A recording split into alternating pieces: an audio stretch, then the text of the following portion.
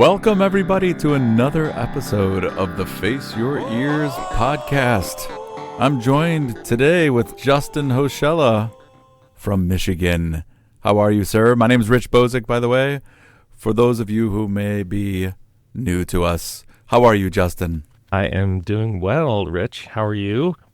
I'm doing well. Things are cooking along here in New Jersey. Did my schedule for the upcoming month. But by the time this episode airs, I'll already be working on the next month.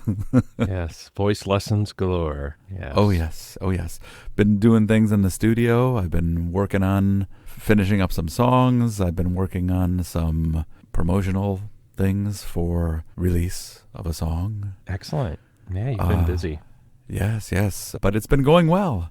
How about you? Yeah, things are going well. I recently released my course, Logic Pro Launchpad, which is available now at logicprolaunchpad.com. So you can check that out if you're someone that wants to learn Logic Pro and is maybe a beginner or somebody who's just starting out.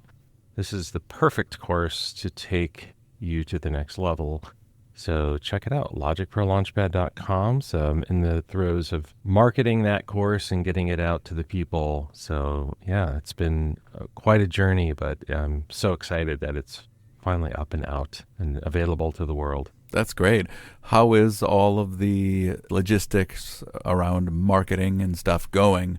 Are you finding that process something that's straightforward? No, marketing stuff is quite an area of expertise that I lack, but I'm figuring it out, and I have found a company that does promotion and marketing that I think I'm going to be working with. Hopefully it gets the word out even further than I have the ability to. Yeah, it's a challenge, I think, marketing and promoting stuff, but it's a necessary thing to learn about. So that's where I'm at, really, is just learning how that's done and how to approach it best and what's right for me and all of those different things. But it's a journey. It's part of the journey. And the one mountain was climbed, which was actually creating the course. Yes. So the next mountain is the marketing mountain. And when I get to the peak of that mountain, I'll be able to scream from the mountaintop, "Hey, everybody, this course is available." And then hopefully more people will be able to hear that and respond in kind. But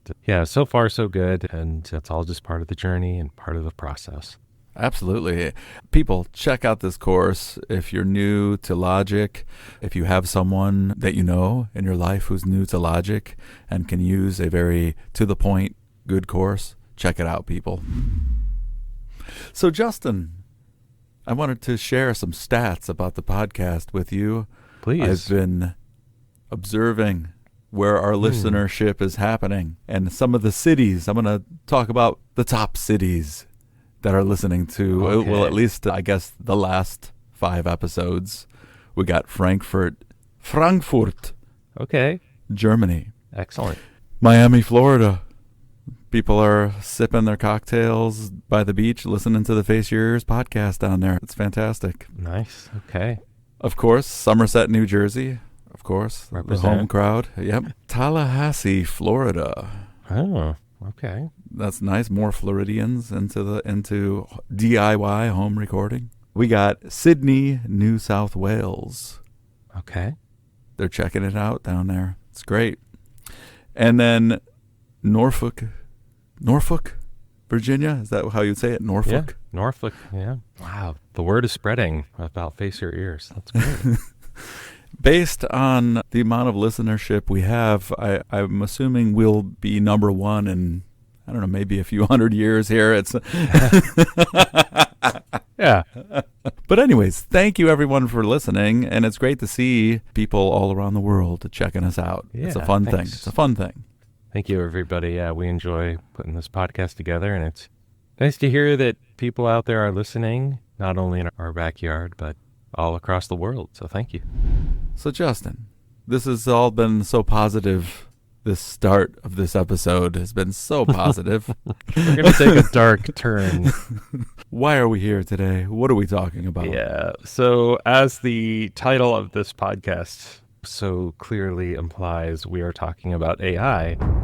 and the AI landscape. Again. Yes. Once again, we're talking about AI, and it has just been continually evolving and growing at such a breakneck speed. It's hard to keep up with, but we just wanted to jump in on this episode and talk about some of the things that we've heard about or seen happening in the news and just what's going on out there with AI and music. So that's what we'll be focusing on today, and we hope to get through it without losing our minds. But yeah, that's what we're digging into today. There's some very interesting things happening out there, and we are eager to talk about them.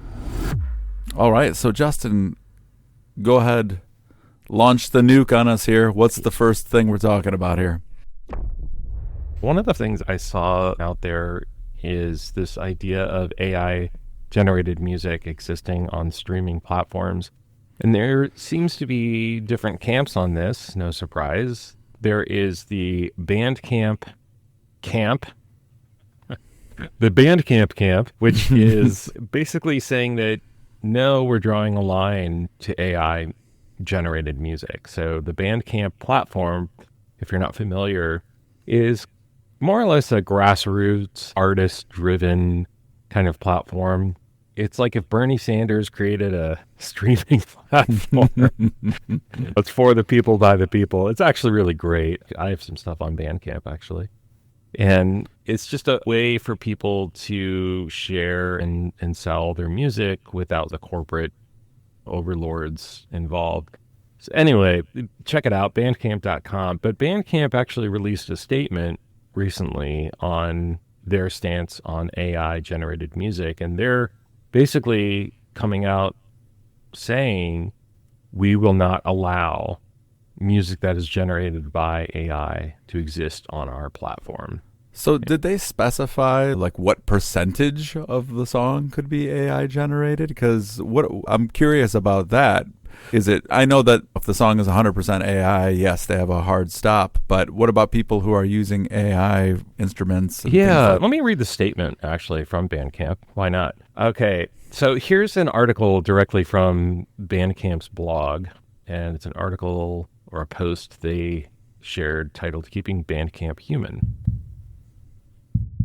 Bandcamp's mission is to help spread the healing power of music by building a community where artists thrive through the direct support of their fans. We believe that the human connection found through music is a vital part of our society and culture, and that music is much more than a product to be consumed. It's the result of a human cultural dialogue stretching back before the written word. Similarly, musicians are more than mere producers of sound. They are vital members of our communities, our culture, and our social fabric. Bandcamp was built to directly connect artists and their fans, and to make it easy for fans to support artists equitably so that they can keep making music. Today, we are fortifying our mission by articulating our policy on generative AI so that musicians can keep making music and so that fans have confidence that the music they find on Bandcamp was created by humans. Our guidelines for generative AI music and audio are as follows. Music and audio that is generated wholly or in substantial part by AI is not permitted on Bandcamp. Any use of AI tools to impersonate other artists or styles is strictly prohibited in accordance with our existing policies prohibiting impersonation and intellectual property infringement. If you encounter music or audio that appears to be made entirely or with heavy reliance on generative AI, please use our reporting tools to flag the content for review by our team. We reserve the right to remove any music on suspicion of being AI generated. With this policy, we're putting human creativity first, and we will be sure to communicate any updates to the policy as the rapidly changing generative AI space develops. Thank you. And that was posted on January 13th, 2026. Okay. So not long ago. So it seems like they are anti-generative AI, but it seems like they're not opposed to people using AI to be able to craft something themselves. Yeah, it's a really interesting space because AI is a tool, right? And so even the way the language is in that blog post, it's nebulous. There isn't, like you were implying earlier, there isn't 20%, 30% cutoff or whatever. if you look at something like Logic Pro, AI is in it. It's already baked in with things like Logic Pro Drummer. Technically speaking, even ChromaGlow, which is a plugin, uses machine learning to emulate hardware. AI is intertwined to some degree, but I think what they were saying is generative AI to essentially use a prompt and spit out like a full song, that kind of premise. And so what do you think of that, though? Like, of them taking this kind of hard stance? I like that. I think it's good to have at least one platform that is doing that. And we can see then, we will see what happens. I guess the market will decide what they want. The problem is Bandcamp is already not very well known amongst the average person. Musicians know Bandcamp, and maybe music lovers who really want to support bands and artists Bandcamp, or people who want to get in there and be able to buy stuff, they know about it, but the general populace doesn't. So I hope it will make a big impact, but unfortunately I'm doubtful of it just because of Bandcamp's reach into the average person. Like, most people that I know do not use Bandcamp, like just the average person. Right. I agree with that stance. I think it's great that Bandcamp is putting their foot down, drawing the line, so to speak. And while Bandcamp's influence isn't huge, it isn't nothing. I think Bandcamp's pretty significant. It is probably becoming the premier place to sell music, which is a very interesting distinction, right? We're so programmed to think about music as streaming now. We no longer really think about, oh, you can buy music? Yeah, that's what's great about Bandcamp. I have used Bandcamp to purchase music from artists that I really like and respect. There's actually the ability to buy physical media through Bandcamp. There's an artist I like called Arkham Sunset, and they actually had a cassette tape, which I thought was fun, and I bought that on Bandcamp. And I think it's really great to draw that line and that distinction. And I think their message was crafted in such a way where it was focusing on people. Like, we're doing this not to dissuade people from using AI, but their stance, their vision of Bandcamp is that it is for people. Yes. I like that. I like that focus as well. And on the other hand, we have Spotify. Okay. Which most people, I think, listening to this are familiar with Spotify. And Spotify is taking kind of the opposite approach, I would say. Spotify is essentially praising the use of AI. They're more or less saying that AI is this great new technology and we should be embracing it. And you can now find just loads of AI music. Some would describe it as AI slop. I'm just looking at a Reddit post here. Yeah.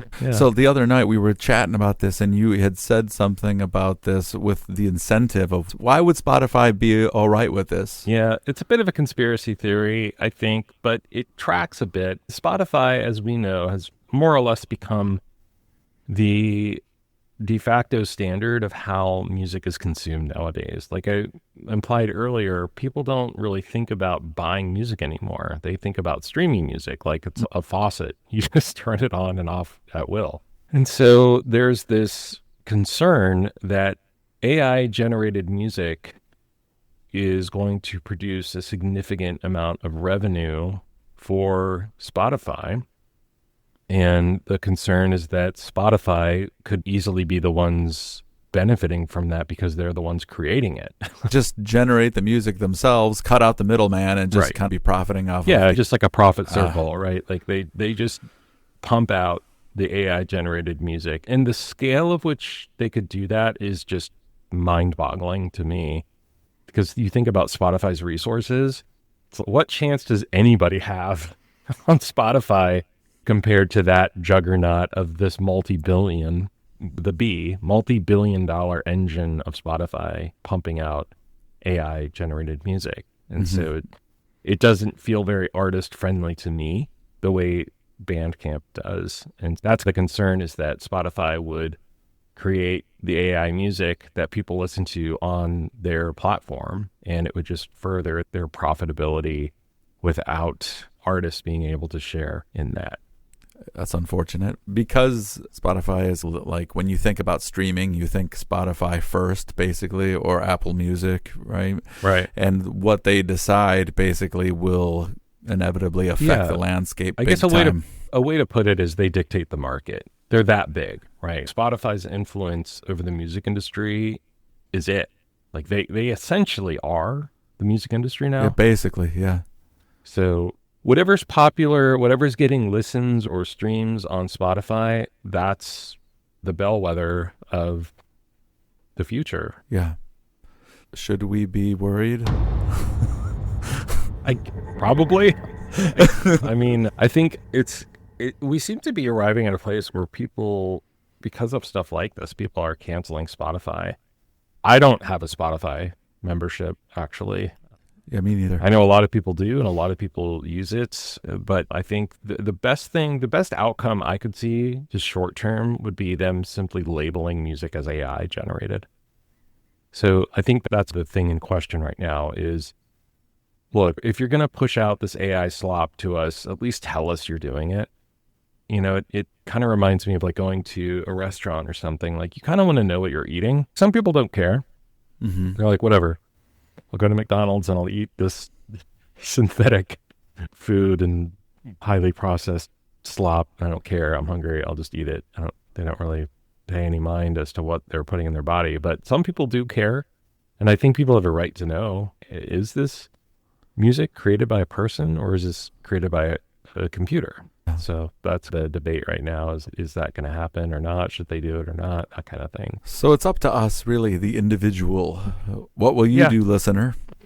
Yeah. Will you accept AI music, or will you make a change in your life somehow? It's to be seen, right, as we move forward. So, Justin, what else is going on in the world of AI? Yeah, so that's part of the landscape right now, but there are definitely other tools that are emerging. One of them, of which I don't exactly know how to pronounce, so I'll give it a stab, is AIODE. AIODE. AIODE. Let's go with AIODE. AIODE. So AIODE is essentially an AI-based tool that creates parts for a song you're working on. So basically what you do is you import a song, and this generates whatever part you want, like a bass line or a guitar or trumpets or keyboards, whatever. The premise being it's like a session musician used to help flesh out any song you're working on. And the engine itself apparently is founded on real musicians and their performances. The AI is essentially, for lack of a better term, synthesizing all the input from that performer to create something completely new. So it's AI, but it's AI based off of taking in the performance of somebody like a trumpet player or a drummer or something like that. Mm-hmm. So similar-ish to Logic Pro Drummer or any of the Logic Pro session players that exist. But I would say this has fewer controls and fewer nuanced details and articulations and things like that. Yeah, because Logic Drummer is very sophisticated. You could get in there and you could really dig in deep with exactly, like, basically crafting a drum beat and getting really granular with the detail. The impression I got, you sent me a link to this, and I was watching the guy who was a hip-hop producer, I do believe, who was putting together stuff. It seemed like it analyzes the current state of the track, and then you could tell it what instrument you want, and then it throws in a part into it. And the way the guy was touting it in the video was basically, if you want to be able to generate some loops that won't sound like anyone else's, this is a way to go, more unique with your stuff. Right. That was an interesting point you brought up, that you can go to something like Splice, which is one of the biggest loop providers on the planet right now, and you can grab loops from there, and there's a likelihood that somebody else has already used that or something very similar to that, whereas this would potentially give you something a little bit more unique and original, which I thought was compelling. I also think this borders to me on like too far, but also like helpful and utilitarian. Yeah. I think it's cool to be able to have an assistant more or less like this, where the song is like 95% done. You're in the studio with another musician or the singer or something, and they're like, you know what? I would really like to hear this trumpet part. We don't have a lot of time left in this session. Like, time is of the essence kind of thing. And then this could jump in, but potentially bridge the gap and create something on the fly fairly quickly, fairly high quality. And maybe it doesn't end up being exactly what goes in the song, but it gives you a facsimile of what it could sound like. Maybe it isn't what's used ultimately, but it's enough to inspire and be like, okay, it's going to sound like this. Yeah. Or you could take that part, sample it, rearrange it, do something else with it. So I like that. I do think it has some degree of utility. I like that it leverages real musicians and it's not just purely a robot. Yeah. There is some musical DNA in it, so to speak. You're very generous with the way you, I guess, out that circumstance. Yeah. I see the other side where it's like, what's stopping somebody from creating all of their parts like this? And it will happen. Of course, it's human nature. So for people that are altruistic in nature, I see it as a utility that could be helpful, but one man's utilitarian tool is another man's like shortcut to fame and fortune. Yes. So yeah, I see both sides for sure. Yeah. And that's what I think. This one is, like I was saying before, it's on the edge there where it's like, there are use cases where it's, oh, that's cool and that's helpful. There's also use cases where it's, oh, it's just a shortcut to just basically creating a fully AI created song with a few extra steps. Let me ask you this question, Justin. So as I'm reading through some of the comments on these different tools, one of the comments I run into every once in a while, and it seems like it's probably a younger producer who's up and coming, doing their thing in their home studio, is saying, oh, you guys are just caught in your old ways. This is the new tech. This is the new way. Either you can embrace it and get on the train and be able to move into new heights of creativity and usher in a new kind of music, or you could be caught in your old ways and be stubborn and waste, time and money, where you could have this tool that can step in and move it all along for you. What are your thoughts on that? They're not wrong. I recall back in my day, I remember people being of the similar mindset with just using computers for music. Mm-hmm. And people were clutching their pearls at like, oh, a computer used to make music. That just rips out the whole soul of it. And my stance then was a computer synthesizer, whatever, is just a tool, like a pencil. It's a means to an end. And I think there's a degree of that with AI, but I think this is different as well. Mm-hmm. I think that back then it was supplementing the person with a tool. This is replacing the person and replacing the process. I think for me, that's where I get my... Is that where you clutch your pearls? That's where I clutch my pearls a little bit, is when the person is removed from the equation. Because it's interesting, if you think about it, how does one develop taste and style without process? It's a legitimate question. Yeah. If you're just prompting, what are you prompting based off of? You're probably prompting based off of what you've heard. And so if that's true, then you're just regurgitating, oh, I heard this thing and I need it to sound like this. You're just creating like a cycle, a perpetual cycle of slop, because you're not actually engaging in a process that's driven by you, right? Where you are coming up with a process and you are discovering original things and you are butting up against the friction of figuring things out and doing something unique and figuring out who you are and what your sound is. I don't see AI as being a very helpful tool in that regard, because that's not really what it's there to do. It's there to do what you tell it to do. It's this genie that's, okay, I'll do whatever you tell me to do. And I don't think that there's a lot of room for discovery in that. Not saying it's impossible. I think when one relies upon something too much, and one relies on something that removes friction and removes process, I think the results are mediocre. And that's what I would say. I'm not saying that people shouldn't use AI and that AI should go away completely. AI is a pretty incredible tool.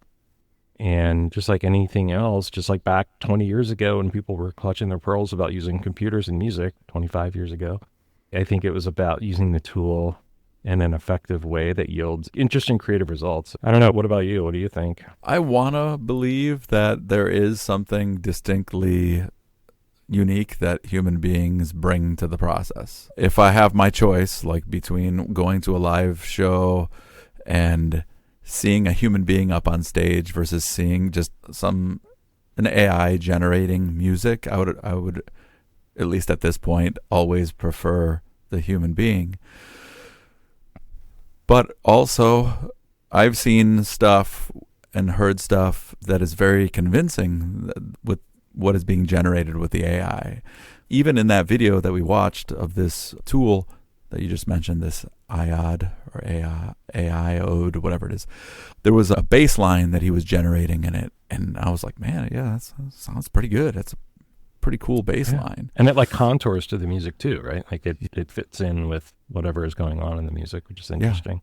Yeah. And let's say if I took that bass line just by itself and I showed someone and I said, hey, listen to this bass line I came up with, a lot of people might be like, that's pretty cool. They wouldn't say, their response wouldn't be, there's a human soul missing in this bass line. Right. We would hope that would be a possible thing to read, I guess, maybe, so we could be like, this is uniquely ours as human beings. But, unfortunately, that's not possible. So it just, in my mind, it brings up all kinds of questions about that. Like, how much soul is there in a loop that someone reworks, right? Or like a drum beat that a drummer would play that's been played countless times in many other songs. How much human soul is in that? I mean, I know there's ways to add personal character into it, but just take a straight up AC/DC 4/4 rockin' drum beat. Like, we could basically generate that at this point. But it's a tough question, man. It's a tough question.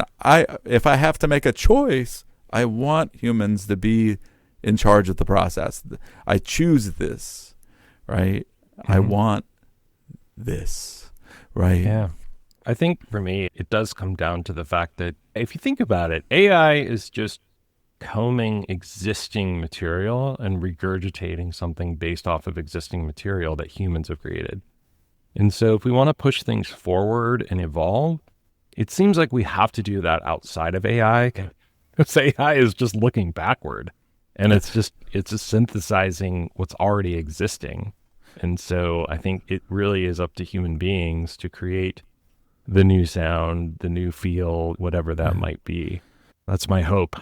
I watched a video the other day where a guy was talking about exactly what you were just mentioning.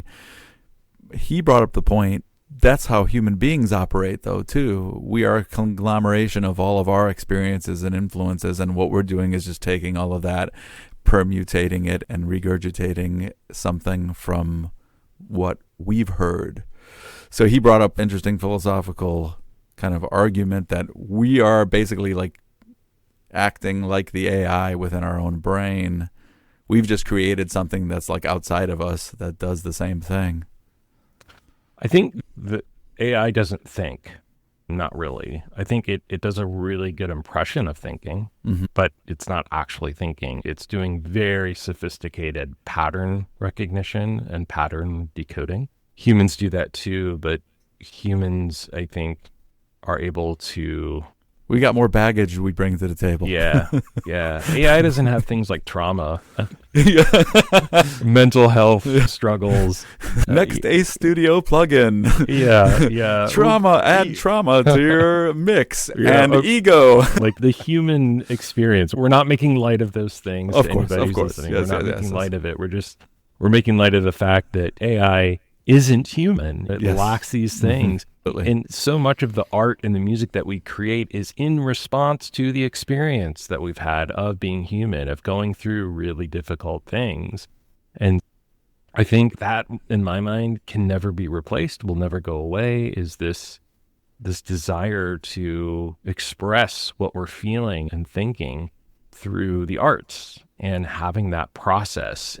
I think that there's something to be said about the struggle of that, of learning to play an instrument and then crafting original songs that express yourself. There's just something inherently human in that I don't think AI can ever replicate or replace. Yes. Something that I always stand by and say is AI cannot have the experience for you.